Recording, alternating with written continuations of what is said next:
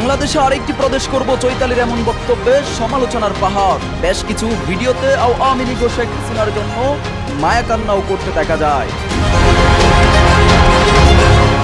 চাঁপাইনবাবগঞ্জের সীমান্তে নতুন করে আবারও পুশ ইনের চেষ্টা, বিজিবির দাওয়া খেয়ে পালালো বিএসএফ।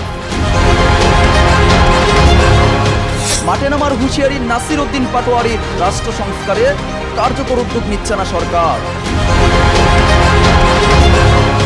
ঢাকা উত্তর ও দক্ষিণ সহ 9টি সিটি কর্পোরেশনের মেয়র প্রার্থী চূড়ান্ত করেছে জামাত, চলতি সপ্তাহে আসতে পারে ঘোষণা।